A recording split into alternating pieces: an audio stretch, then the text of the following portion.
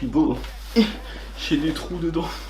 Ça faisait longtemps que vous m'avez pas vu ici, hein, dans cette salle, ma salle de comics. Oui, je sais.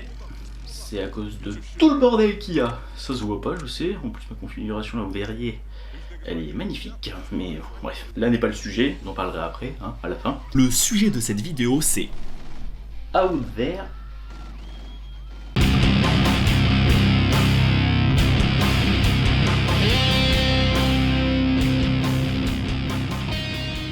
Sorti chez Glénat en 2014, c'est en 3 tomes. Ça c'est le second, l'autre c'était le premier. Et ça c'est le dernier, c'est le troisième. C'est par Humberto Ramos au dessin. Je sais pas si on le présente encore, hein, ce petit gars là. parce que c'est un mec qui a son propre style et que dès que tu vois ses dessins, t'es obligé de te dire, si tu le connais, ah ça je sais qui c'est lui. Un peu comme quand tu vois les dessins de Jeff Lemire ou encore les trucs de Juan Rosérip, par exemple. En tout cas, Les dessins qu'il fait, j'adore. Après, il faut aimer le style, mais pour moi, c'est un truc qui me rappelle mon enfance, quoi, ce genre de dessin. Ça fait très années 90, 2000, je trouve. Et c'est avec ce genre de dessin que j'ai appris à aimer et que j'ai découvert le comics, on va dire. Les comic books. Comme ça, vous voyez un peu à quoi ressemble le côté méchant.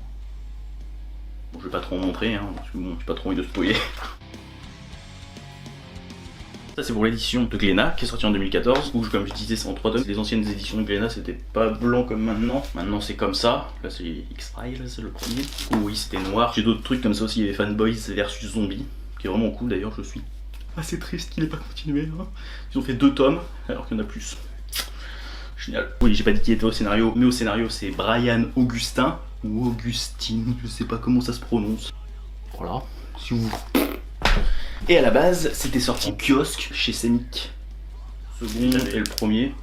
Je sais que j'en avais eu d'autres, je les ai revendus, et ça je les avais retrouvés en brocante il y a genre 5 ans. On s'en fout. Je sais pas pourquoi, je les avais jamais continués, et là c'est en confinement, waouh. du coup c'est à cause de ça. Je me suis mis à les lire parce que bah, j'essaye de descendre ma pile à lire du coup. Et ces petits out there là, je les avais jamais lus. J'avais lu juste les 2 premières issues du coup. Et j'ai bien aimé. Dans mes souvenirs en tout cas. Mais j'avais jamais lu le tout. Et ben j'ai adoré. J'ai commencé à lire le premier. Et je me suis mis à lire les 2 autres directement après, quoi, j'ai rien lu d'autre entre temps. Et ça nous raconte l'histoire de 4 adolescents. Ah, c'est pas que 4 adolescents, c'est plus l'histoire d'une ville qui s'appelle Eldorado City, qui est en Californie. Et dans cette ville, il y a tous les élus, toutes les personnes de la ville qui ont fait un pacte avec une vilaine personne qui se fait appeler Dridalus. Il se serait appelé Dridanus, ça aurait été plus drôle. Hein. C'est surtout la mère de la ville qui est bien de mèche avec lui, on va dire. En tout cas, ce qu'on comprend au début. D'ailleurs, ça me fait un peu penser à Buffy contre les vampires. Parce qu'il y a une bonne partie du premier tome en tout cas qui se passe dans leur lycée. Et parce que la mère de la ville, et ben dès le début on comprend un peu que c'est une méchante. Et dans Buffy, et ben le maire il fait un peu un pacte avec un démon. Et il devient un démon d'ailleurs. C'est là. Le petit David fait un pacte avec lui pour que la ville en gros soit protégée, enfin c'est ce que Dridalus leur dit. En gros que leurs enfants ils aient un bel avenir grâce au fait que la ville soit protégée grâce à lui. Sauf que en fait... Ce qu'il dit pas c'est qu'en faisant ça, et ben il veut arriver à conquérir la Terre, le monde, l'univers et même le multiverse. Oui parce que dedans il y a un multiverse.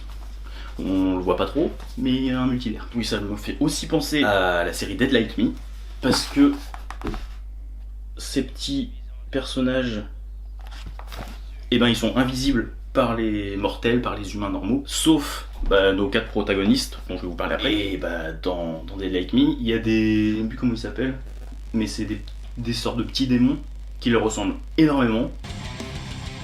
Qui sont invisibles que les faucheurs ils peuvent voir, et encore même les faucheurs ils les voient pas souvent, il y a que George qui les voit assez souvent quand même. Et du coup les petits monstres que je vous ai montrés c'est les sortes de sbires de Dridalus, et comme je disais il y a 4 enfants qui peuvent les voir, et ces enfants c'est eux.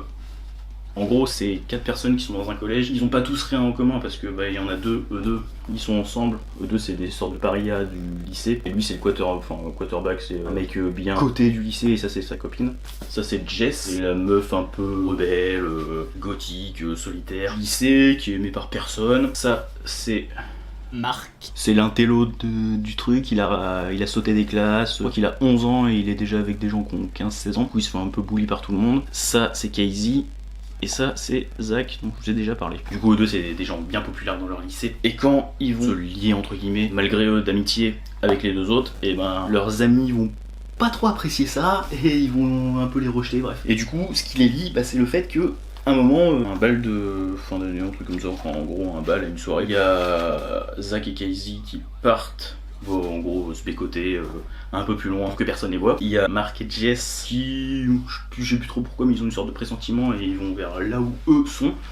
Et en gros, ils découvrent qu'ils voient ce genre de trucs, sauf que c'est les seuls à les voir, les sbires en question. Sauf que les sbires en question, les démons en question, ils voient que eux les ont vus, alors que normalement c'est un truc qui est impossible. Du coup, ils vont aller rapporter ça à Dridalus et à toutes les autres personnes avec qui ils sont en contact dans la ville. Oh putain, on nous a vus, c'est pas possible, comment ça se fait, c'est grave. Et ils vont, enfin surtout Dridalus va se poser des questions, il va surtout se demander comment ça se fait, pourquoi eux peuvent les voir et pas les autres. Il va essayer de faire en sorte d'avoir des réponses à ces questions, mais il va aussi essayer de les faire tuer, parce que ça lui plaît pas. Du coup, l'intrigue va partir de là, et du coup c'est comme ça que eux vont apprendre qu'ils sont spéciaux, parce que ils vont découvrir au fur et à mesure des chapitres, enfin des chapitres et des tomes, qui sont des sortes d'élus et qui ont des pouvoirs. Je vais pas vous dire qui a quel pouvoir, ou même ce que c'est leur pouvoir, vous le découvrirez en lisant si vous avez envie, mais ça va leur être bien utile. Oui, et voilà un truc aussi de particulier de ces genres de petits démons, c'est qu'ils peuvent pas être vus par les gens normaux, mais ils peuvent rentrer dans le corps des humains. Parce qu'ils peuvent pas être vus, mais en contrepartie, ils peuvent pas interagir avec notre monde. Du coup, ils sont obligés de passer par un réceptacle, on va dire, pour pouvoir interagir. Et si vous voulez un exemple, il y a ça qui se passe dès le début. Il y a une personne du lycée qui se fait tuer par le directeur du lycée, parce que un des démons a pris possession de son corps pour faire ça justement. Enfin bref, durant toute leur quête pour anéantir les projets de Dridalus et retrouver certains trucs, il va leur arriver quand même pas mal de péripéties. Je vais pas tout raconter parce que j'ai pas envie de spoiler, mais ils vont faire la rencontre de certaines personnes qui pour certains les suivront durant toute leur aventure, dont par exemple une révérend femme qui s'appelle révérend Rebecca Goodwin, qui est toujours accompagnée de Abel, qui vont les aider tous les deux dans leur quête. Là c'est Rebecca avec les lunettes. Et le grand, c'est Abel.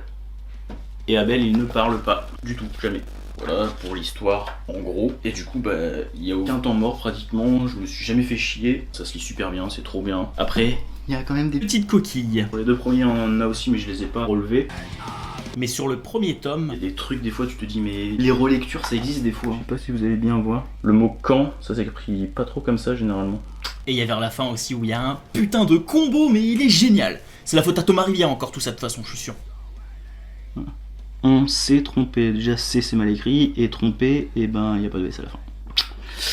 Enfin je sais pas, au bout d'un moment quand t'es payé à faire ce genre de job, tu le fais bien quoi. Et à la fin, l'avant-dernier chapitre, c'est un chapitre où ça parle pas du tout, en gros c'est que en... Ouais non, je sais pas montrer, ça va peut-être spoiler hein. En gros c'est un chapitre qui est muet, avec que des images et c'est la guerre on va dire. Et il en met plein les yeux, il est trop beau, il est trop bien. Il y a ça aussi que je voulais dire, c'est que je sais pas si c'est normal, si c'est parce qu'il y avait un rythme à tenir et tout, mais vers les derniers chapitres, du coup dans le tome 3, c'est un peu moins bien dessiné parfois, je trouve. Bon après c'est que quelques planches, hein. C'est juste, allez on va dire 4 cases, peut-être un peu plus, hein, mais bon bref. Donc sur 18 chapitres, c'est pas grand chose, mais comparé au reste, ça faisait un peu bizarre de voir ça. C'est marrant, il me fait penser à Spike. Ouais, ça arrive comme ça, je parle comme ça d'une planche au pif, qui n'a rien à voir avec ce dont je parlais avant. J'avais envie. C'est gratuit. Oui, quand je vous parlais de Dead Like Me, ce serait plus Dead Like Me qui s'est inspiré de ça, parce que Dead Like Me c'est sorti après ça date de 2000 à la base, et Dead Like Me c'est genre 2004. Bref, comme vous l'aurez compris, j'ai beaucoup aimé, mais il y a quand même certains trucs qui sont un peu prévisibles dedans. Bon, je vais pas vous dire ce qui se passe, les trucs qui sont prévisibles, je vais pas rentrer dans les détails, parce que je vais pas spoiler quand même. Ah non, reste là la bière. Oui, vous avez bien vu, il y a des fantômes chez moi. Mais si vous voulez un exemple, un moment, il rencontre quelqu'un, par inadvertance, tu te dis, bon, je suis sûr qu'il va se passer ça. Bien, c'est ce qui se passe. C'est un peu prévisible, et il y a certaines fois, il y a des trucs, tu t'y attends pas, tu le lis, tu fais ah ok, et d'accord. Du coup, à ce niveau, il y a des hauts et des bas, mais ça reste quand même toujours cool à lire. Et dans le tome 2, on va dire que ça spoil pas, mais il y a le nain, ouais, j'avais envie de l'appeler comme ça là, qui se fait enlever. Et durant tout un chapitre, il y a toute l'intrigue qui tourne autour de ça. Sauf que cette intrigue, elle aurait été complètement virée de l'histoire, que ça aurait rien changé du tout à son putain de dénouement. Ça fait même plus d'un chapitre, je crois. En plus, il est pas ouf, quoi. Il est sympa, hein, à lire, mais ça apporte rien du tout à l'histoire, du coup, je comprends pas. Donc, s'il y a des gens qui ont lu ce comic book et qui ont trouvé un intérêt à ce chapitre, enfin, même à ce plus qu'un chapitre, et éclairez ma lanterne, s'il vous plaît, hein, parce que. Autre point bizarre, un petit peu chelou de ce petit comic. À chaque début de chapitre, pas tous, mais pratiquement, il y en a 18 en tout. Enfin, 19 si on compte ce qu'il y a en gros à la fin de celui-là, j'en parlerai plus tard, mais à la fin du tome 3, il y a 8 pages exclusives qui est une sorte d'épilogue. Oui, bon, allez, ferme ta gueule, on s'en fout, reparle de ce que t'étais en train de parler avant là. Oh. Oui, il y a trop de previously. À chaque fois, les previously ils prennent les 3 pages, ça fait des planches en plus, ça fait du dessin en plus, du coup c'est sympa, mais ça fait de la lecture en plus qui ne sert à rien. Mais vraiment, précédemment, enfin ça dit pas exactement précédemment, mais ça dit tout a commencé quand il y a eu ça, il y a eu ça, il y a eu ça. Bah, c'est bien, on l'a lu juste avant, ça sert à quoi de nous mettre? Parce que, encore, ce serait à chaque début de tome. Je veux bien, mais non, parfois c'est à chaque début de chapitre, sur tout le tome. Donc, ça sert à rien quoi. Après, je veux bien qu'à la base ça sortait mensuellement ou hebdomadairement, mais enfin, je sais pas, au bout d'un moment, si tu suis la série et t'es pas con, et ben tu t'en rappelles quoi. Faut que tu prends ton livre et tu regardes la fin, comment ça se passe, et puis ça revient en tête. Je sais pas, là ça sert à rien, on dirait que c'est fait exprès juste pour meubler, pour avoir des pages en plus. Et je sais pas pourquoi, mais durant la lecture, je pouvais pas m'empêcher de comparer ça à Lock and Key, et j'ai carrément préféré ça à Lock and Key. Bon après, ceux qui ne le savent pas encore, Lock and Key j'ai bien aimé, mais vraiment sans plus. Hein. Parce que les dessins déjà je trouve qu'ils sont moyens. Enfin c'est pas qu'ils sont moyens, ils sont beaux, mais je sais pas, c'est fade, c'est monotone, c'est... Les personnages se ressemblent tous. Bon après là-dedans c'est vrai que parfois, surtout certaines femmes, quand je les regardais j'étais... C'est qui elle? Est-ce que c'est la mère de... bah non, ah bon d'accord. Bref, on s'en fout, on parle pas de Lock and Key. Et c'est peut-être aussi parce que j'en attendais beaucoup moins. Lock and Key, il y avait tout le monde que j'entendais dire « C'est le meilleur comics du monde, c'est trop bien, waouh, trop bien !» Et du coup je l'ai lu, j'étais là. Hein? Bah non, il y a mieux. Enfin... Et puis lui, j'en ai entendu des avis moyens, et des gens qui aimaient pas aussi. Et des gens qui disaient « Oh c'est trop bien !» Bah non, j'ai pas entendu, du coup j'en attendais peut-être beaucoup moins à cause de ça. Oui, en gros, c'est un message caché pour tous les gens qui sont fans de Joey qui le sucent et qui disent « Oh Lock and Key c'est trop bien !» C'est pour vous dire de fermer vos gueules, arrêtez de dire à tout le monde que c'est trop bien, parce qu'après, les gens ils vont se dire « Oh, faut que je le lise absolument, comme ça je vais le lire, ça va faire ma culture et je vais adorer moi aussi !» Et quand ils vont le lire, ils vont se dire « Ah, bah non, enfin, pourquoi c'est le meilleur comics du monde, hein? J'ai pas compris. C'est certes sympa, mais ça n'a rien de sensationnel, et en plus c'est archi répétitif. » Voilà. C'est ce qui s'est passé un peu pour moi. C'est bon, je t'autorise à reparler de l'épilogue inédit. Dans le dernier, il y a un épilogue inédit de 8 pages, mais cet épilogue, ça fait... Je pense que c'est à cause de ça que ça coûte plus cher. Les 2 premiers tomes coûtaient 14,95€ et ce dernier tome, le tome 3 donc, coûte 16,50€. Mais il sert à rien, mais vraiment. Et dans l'épilogue, à un moment, il y a un truc qui j'étais là, mais... Comme l'épilogue, il se passe, c'est écrit dès le début, 3 mois plus tard, 3 mois après la fin du truc. 3 mois après la fin, vous voyez le petit Marc là, on le voit là aussi. Mais il a pris 1 mètre en 3 mois le mec. Et si je dis ça, c'est parce que il y a 3 mois, bah, t'avais l'impression que c'était un nain le gamin. T'avais l'impression qu'il faisait même pas 1 mètre. Allez, 1m20. En tout cas, c'est l'impression que t'as quand tu le vois qu'il est petit. Et juste après, t'as l'impression qu'il est à sa hauteur dans l'épilogue. Et ok, c'est quoi le bordel? Après, sinon, cet épilogue il sert strictement à rien. Mais vraiment. Enfin, si, ça donne de l'espoir pour peut-être une suite à la série, mais ça arrivera jamais, je suis sûr. Du coup. D'ailleurs, l'épilogue cette fois il est colorisé par Edgar Delgado, alors qu'à la base c'était colorisé par le Studio F, et c'est assez impressionnant parce que la colorisation ça change complètement le trait de Humberto Ramos, je trouve. À moins que ce soit Humberto Ramos qui ait dessiné autrement pour cet épilogue. Et sinon, comme je disais avant, j'en entendais pas que des avis super. Possiblement à cause du travail de correction qui a été mal fait à cause de Monsieur Thomas Rivière qui dirigeait l'édition de cet ouvrage. Donc du coup, à cause de ça, il y a plein de fautes, plein de coquilles. Et c'est sûrement pour ça qu'ils sont restés très longtemps dans ma pile à lire, enfin bibliothèque à lire. Je sais pas, peut-être 2 ans. Donc voilà. Mais j'ai bien fait de prendre sur moi et de les lire parce que j'ai adoré, c'était trop bien. Je crois que je vous ai dit tout ce que j'avais à dire dessus. Du coup, j'ai vraiment adoré. Même s'il y a quand même certains points noirs, mais bon, c'est des trucs qui sont quand même bien minimes par rapport à tout le plaisir que j'ai pris à le lire en entier. Oh. Et voilà. Du coup, non, pas tout de suite, au revoir. Parce que je voulais vous montrer pourquoi ça faisait longtemps que j'avais pas fait de vidéo ici. Vous allez voir le bordel que c'est. Oui, d'ailleurs, du coup, là c'est la première fois que je filme ici avec ma nouvelle caméra. Si ça vous avait manqué, dites-le moi dans les commentaires. Bref, on s'en fout. Ce que je voulais vous montrer, c'est le bordel. Donc, voilà mon bordel. Il y a plein de trucs que j'ai lus, dont je n'ai pas parlé, dont j'aimerais bien parler, mais... Oui, ça c'est la gueule de maintenant, la pièce.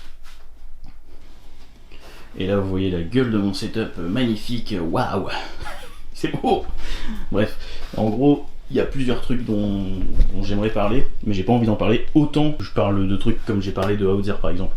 Du coup là-dessus, enfin non là-dessus si, mais là-dessus j'aurais pas grand chose à dire par exemple je crois. Là-dessus je sais pas comment en parler sans spoiler. Ça là, je sais pas comment parler, enfin c'est pas que je sais pas comment parler, c'est qu'il y a pas grand chose à dire. Du coup dites-moi en commentaire si vous voulez que je fasse une seule vidéo où je parlerai de toutes ces petits trucs qui sont au bordel là. Je les expliquerai pas autant que j'explique quand je fais qu'une seule vidéo sur un seul titre, enfin ou une seule saga, bref, mais j'en parlerai quand même et je dirai si j'ai bien aimé, vite fait de quoi ça parle, peut-être, et encore. Et voilà quoi, et j'essaierai de faire sans spoiler. Du coup bah si vous pouvez me dire ça en commentaire, si ça vous intéresse, si vous voulez que je fasse ça ou si vous en avez rien à foutre, dites-le moi ou si au pire je fais un sondage. Voilà. Et sinon bah pour Outzer en tout cas, et bah c'est tout.